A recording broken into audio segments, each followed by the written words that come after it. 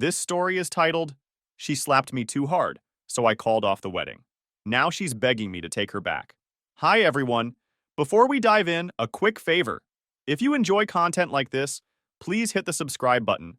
It's free, supports the channel, and makes sure you never miss out on amazing videos. All right, let's get started. Hey guys, so I've been sitting on this for a while, trying to wrap my head around everything. Honestly, I'm not the type to post personal stuff like this, but I feel like I need to get it off my chest. It's been a few weeks since this all went down, and even though I know I made the right decision, it still feels unreal.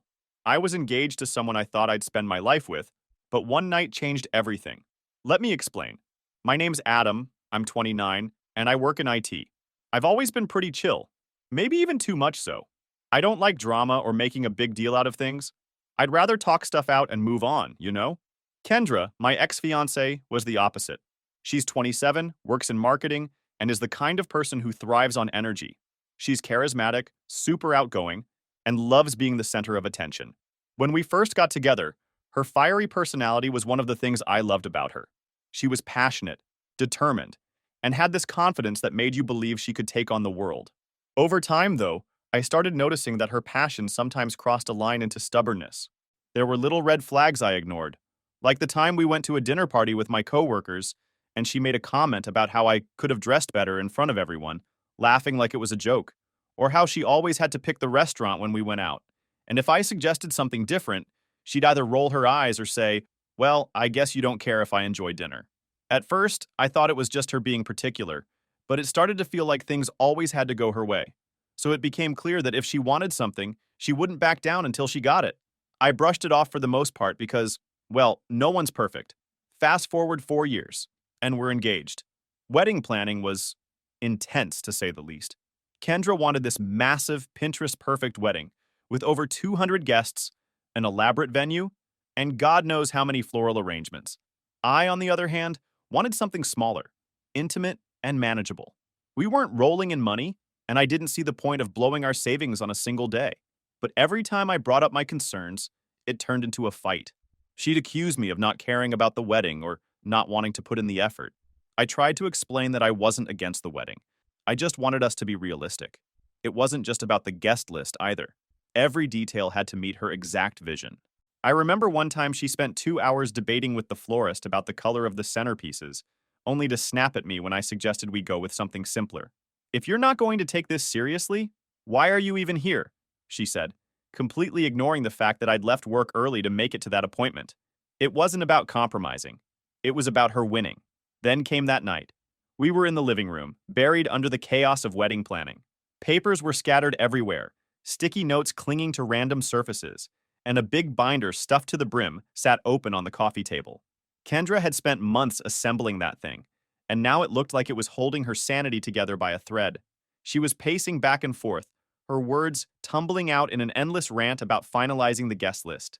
She was fixated on inviting a sea of distant relatives I couldn't even begin to place. Cousins thrice removed, their kids, their plus ones. It felt absurd. I sat on the couch, watching her whirl around the room like a storm, trying to find the right moment to speak.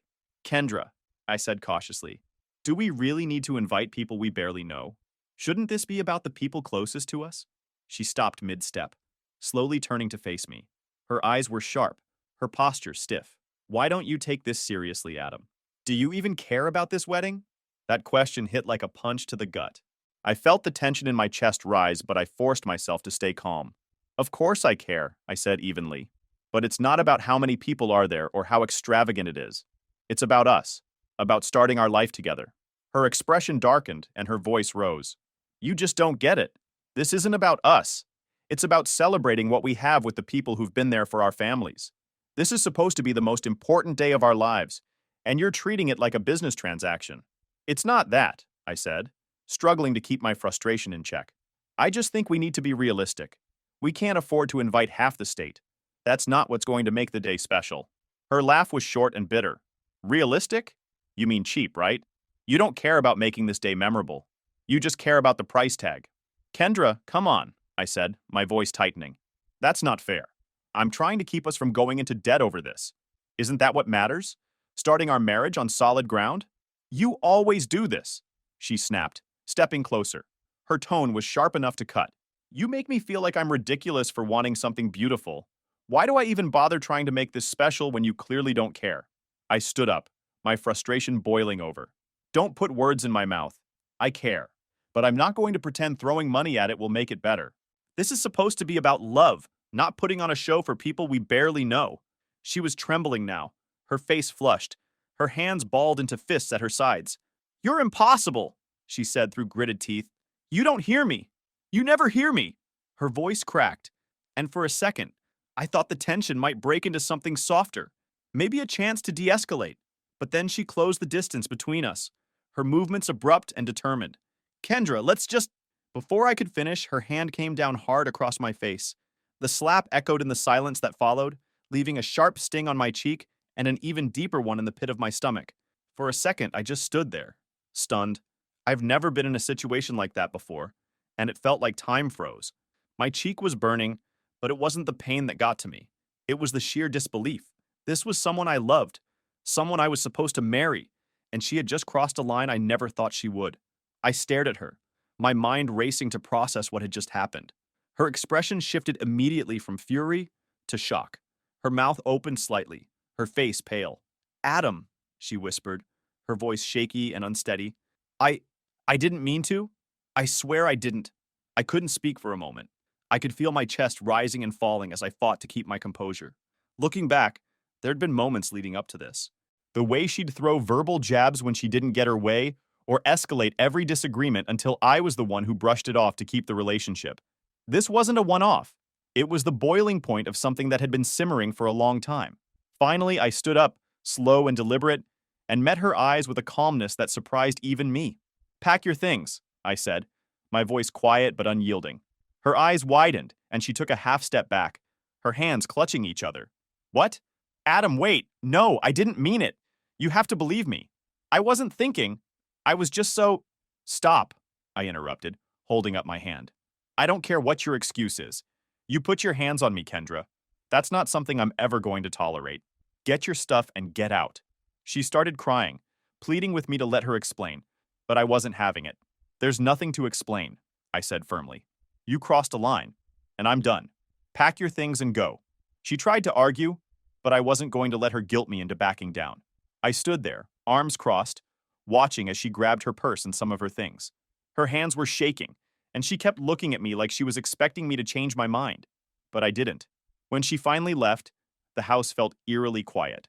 I sat back down on the couch, staring at the wedding binder and the mess of papers she'd left behind, realizing that I had just ended a 4-year relationship in the span of 15 minutes.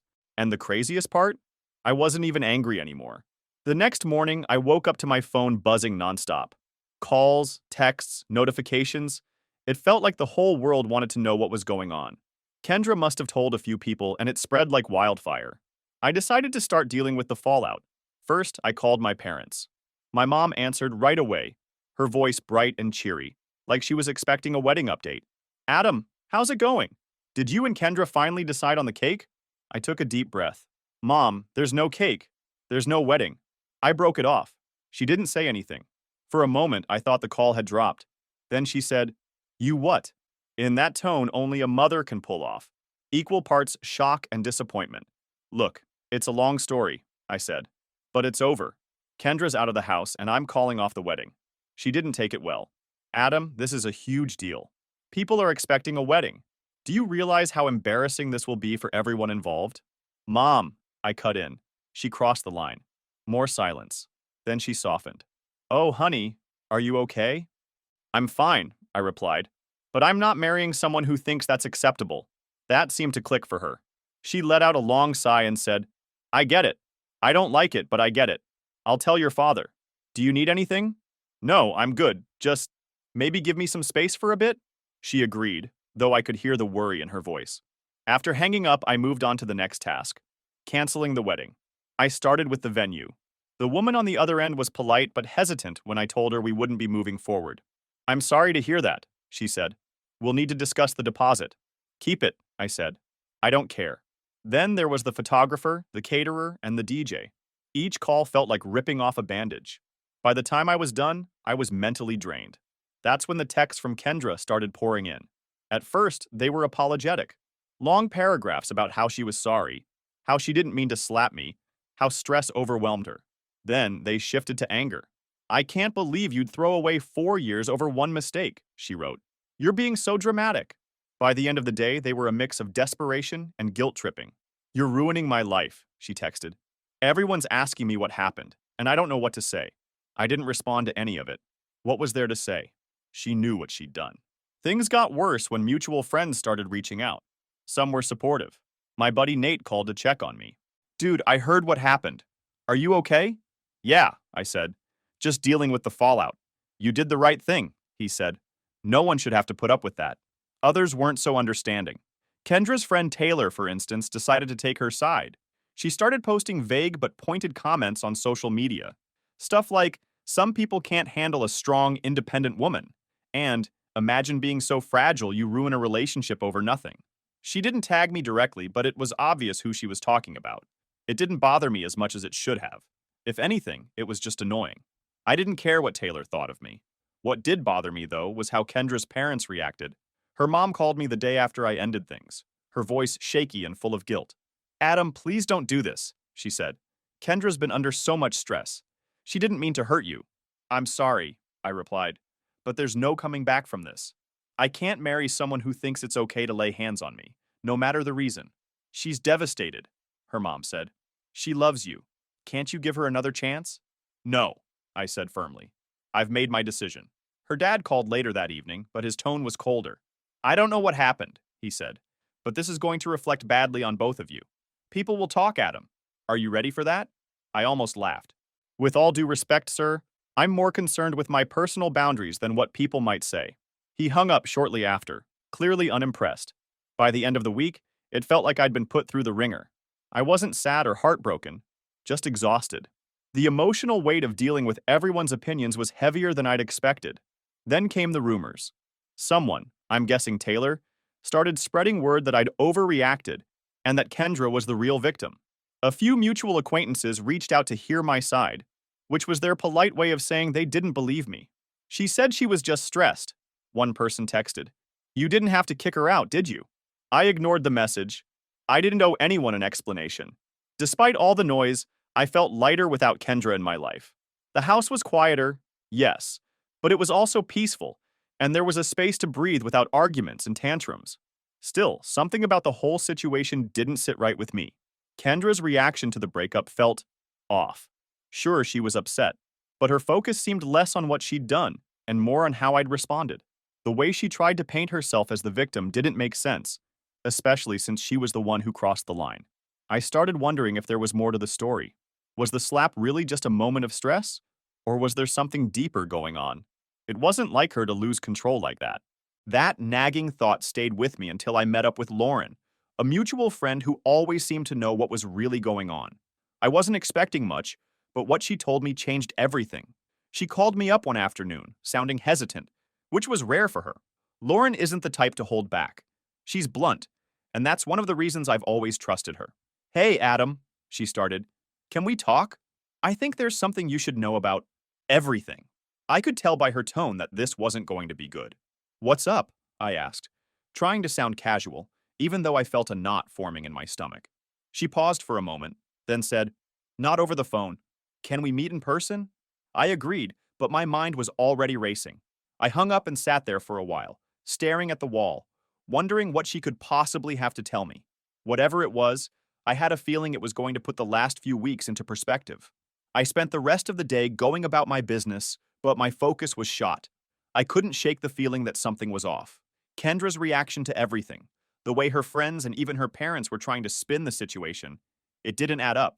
She wasn't just sorry for what she did. She was desperate to control the narrative. And that desperation? It reeked of guilt. I started replaying everything in my head, trying to piece together the bigger picture. Kendra wasn't some loose cannon. She was calculated, always thinking 3 steps ahead.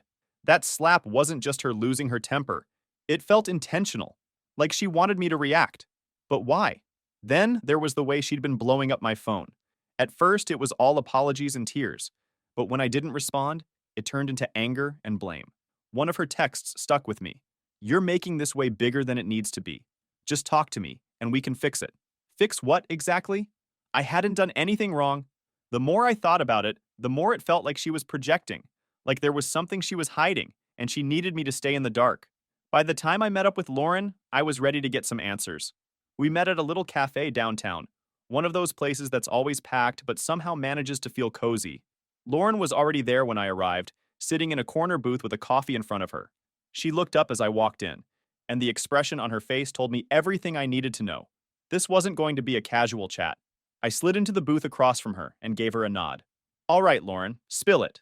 She hesitated, which wasn't like her. Look, she said, I didn't want to get involved, but after everything that's happened, I feel like you need to know. Know what? I asked, leaning back in my seat and crossing my arms. She sighed. It's about Kendra and Chase. Hearing that name made my jaw tighten. Chase. That guy again. Kendra's so-called friend.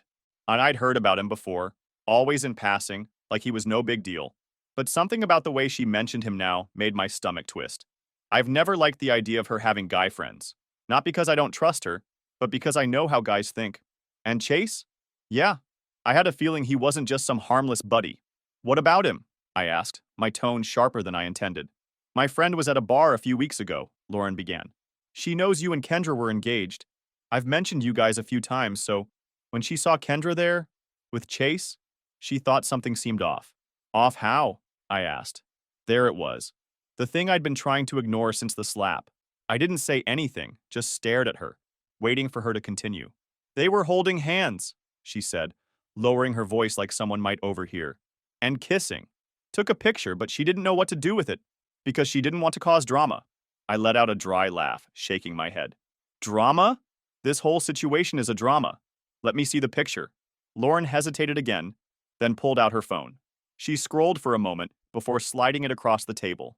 There it was, a blurry but unmistakable photo of Kendra and Chase, his arm around her waist, her hand on his chest. I stared at it, feeling a strange mix of anger and clarity. Well, that explains a lot, I said, pushing the phone back toward her. Adam, I'm sorry, Lauren said. I didn't know if I should tell you, but after everything, I couldn't keep it to myself. I appreciated her honesty, but I wasn't mad at her. None of this was her fault.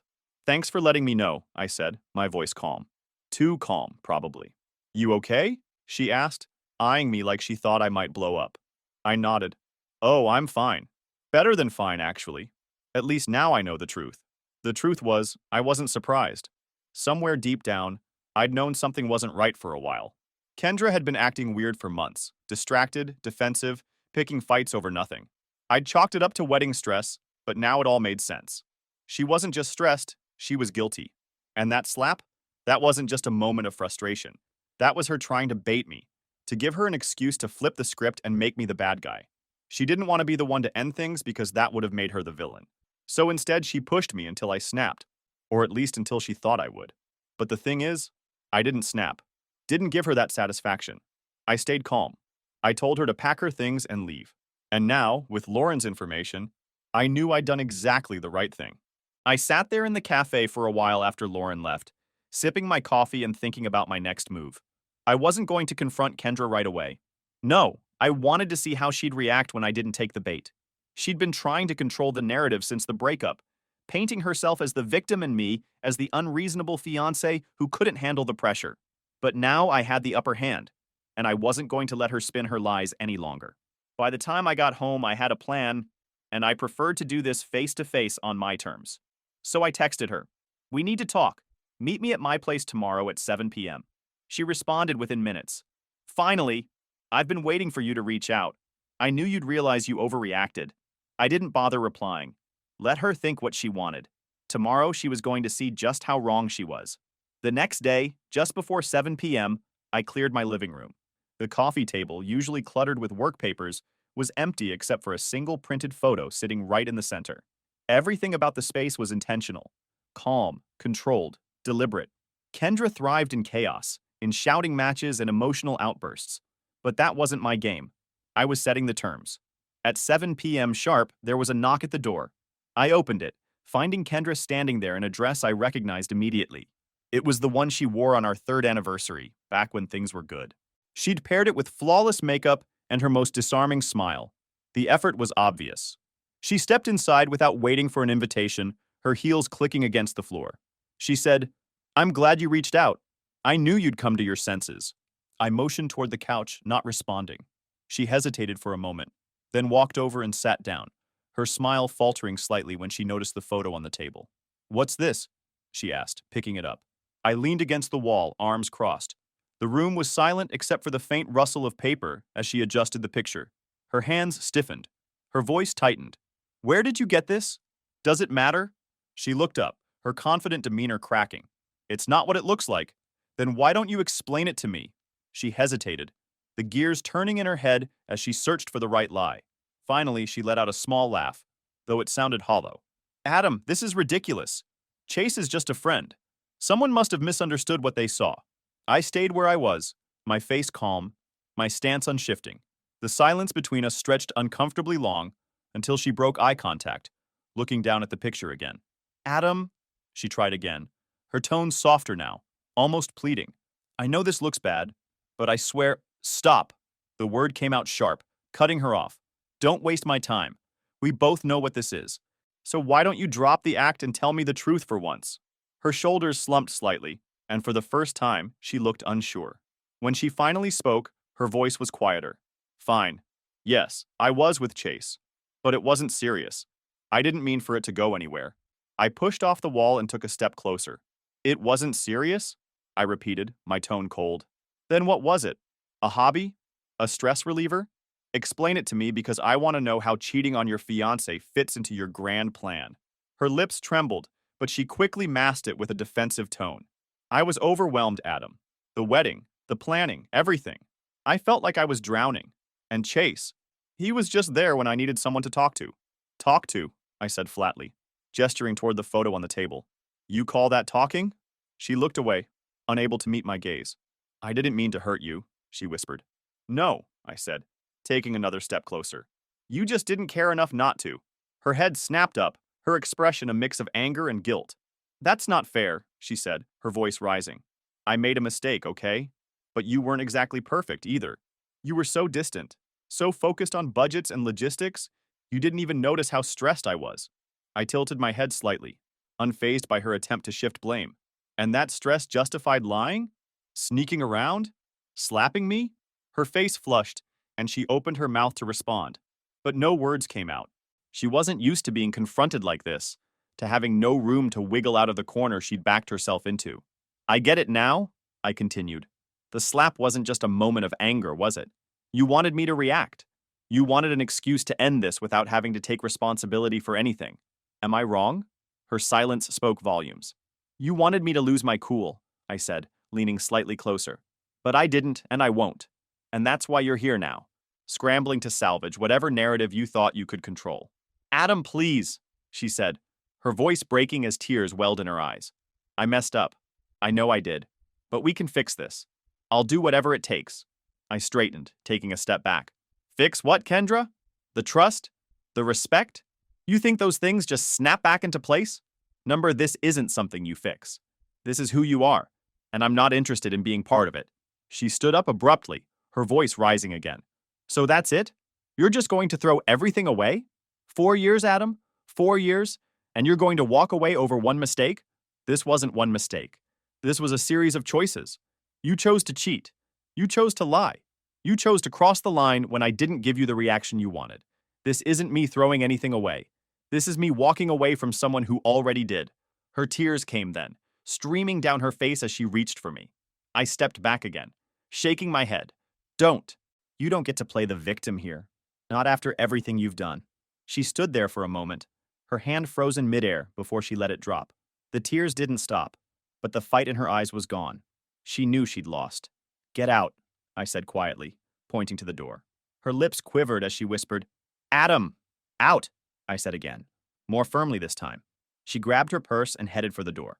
She stopped just before leaving, turning back to me one last time. "I'm sorry," she said, her voice barely audible. I didn't respond.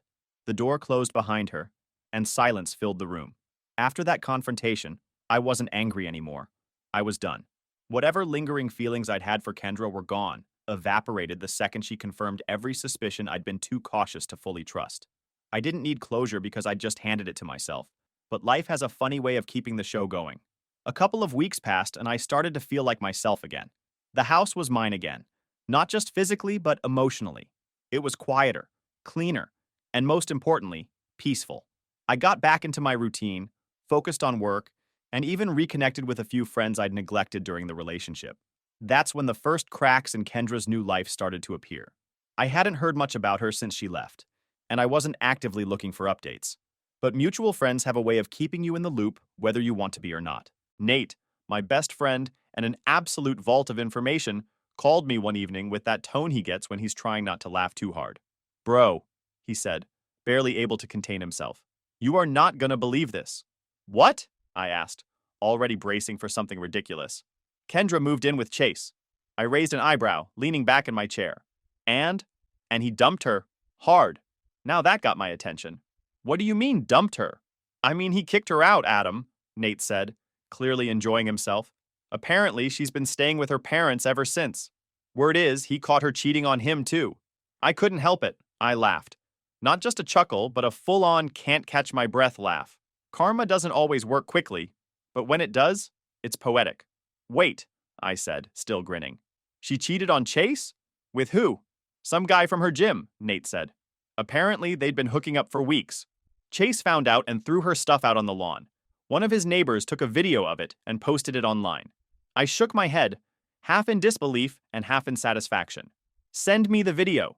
Nate didn't even hesitate. Within seconds, I had a link to a grainy clip showing Chase tossing garbage bags full of Kendra's belongings onto the grass while she stood there, crying and yelling at him.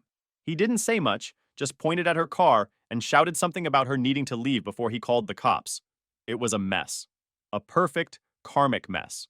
I realized how it was so blatantly obvious that her pattern of self-destruction was finally catching up with her. Guess she's not as smooth as she thinks she is, I said, smirking. That's an understatement, Nate replied. Dude, it's wild. Everyone's talking about it. Even her little social media crew is turning on her. Taylor hasn't posted anything defending her since it happened. Taylor, Kendra's self-proclaimed best friend, had been one of the loudest voices trashing me online after the breakup. She'd posted all kinds of vague, passive-aggressive nonsense about fragile men and how real women intimidate the weak. I'd ignored it, of course, because engaging with her wasn't worth my time. Figures, I said. Taylor's all about appearances. She's not going to stick her neck out for Kendra if it makes her look bad. Exactly, Nate said. Anyway, just thought you'd want to know.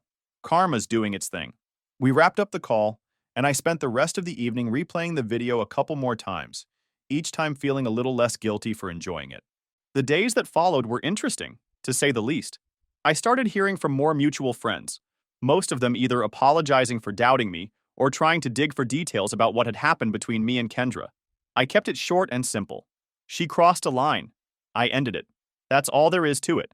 The truth is, I didn't feel the need to explain myself anymore. People could think what they wanted. The ones who mattered knew the truth, and the rest? Not my problem. For now, I'm just planning to clear my head from all this mess, but I have a feeling that Kendra won't easily move on. Final update.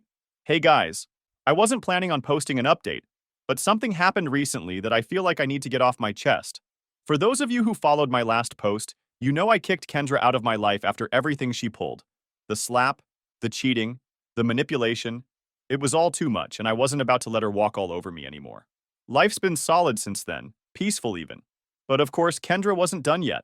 Last week, she showed up at my house. Yeah, you read that right. I wasn't expecting it. I hadn't heard from her in months, and I assumed she was off doing whatever it is people like her do when their life falls apart. I was sitting on the couch, halfway through a documentary, when there was a knock at the door. It was late, close to 10 p.m., and I wasn't expecting anyone. I opened the door to find her standing there. She looked rough, hair messy, eyes puffy, makeup smeared like she'd been crying the whole way over.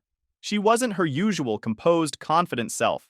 This was a different Kendra, one I barely recognized.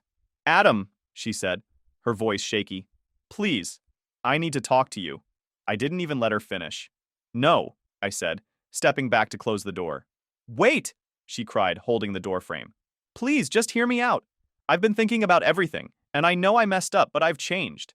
I need you to know that. I stared at her, my hand still on the door. Kendra, I don't know what part of we're done you didn't understand, but nothing you say is going to change that. She started crying harder, her voice breaking. I know I hurt you, okay? I know I screwed up, but I've been going to therapy, journaling, working on myself. I've been trying to fix everything I ruined. I shook my head. Good for you. But that's not my problem anymore. Her tears didn't stop. Adam, please, I love you. I never stopped loving you. I didn't know how to handle things back then. I got lost. I laughed. A short, sharp sound that made her flinch. Lost? You didn't get lost, Kendra. You made choices. You cheated, you lied, and you slapped me. None of that was an accident, and none of it was my fault. So don't stand here and act like I owe you anything. Can't we just talk? She begged, her hands clasped together like she was praying. Just for a few minutes? No, I said firmly. We have nothing to talk about. Whatever you think we had, it's over. It's been over since the moment you decided to betray me. Her face crumpled, and for a second, I thought she might collapse. Adam, she whispered, her voice barely audible. I don't have anyone else. I stepped back, my hand tightening on the door. That's not my fault, and it's not my responsibility to fix. I pushed the door closed, but she stopped it with her hand. Please, she said again, her voice desperate. Just give me a chance. I'll do whatever it takes. I'll prove to you that I've changed. I let out a sigh, leaning against the door frame. Kendra, you don't get it, do you? This isn't about whether you've changed or not. It's about the fact that I don't trust you anymore. You broke something that can't be fixed, and no amount of therapy or promises is going to change that. Her hand dropped, and she stepped back, her shoulders slumping. For a moment, she just stood there, staring at the ground. Then she looked up at me, her eyes red and swollen.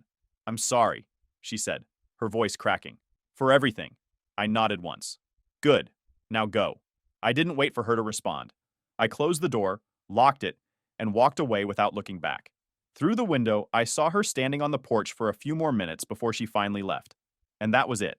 No dramatic ending, no last-minute arguments, just a clean break. Honestly, I felt nothing. No anger, no sadness, no regret. It was like a weight I didn't even realize I was carrying had been lifted. People like Kendra don't change overnight. Maybe she'll figure herself out one day, but that's not my problem. And I'm not about to let her back in, just because she's finally realizing what she lost. Well, now for me, self-respect isn't negotiable.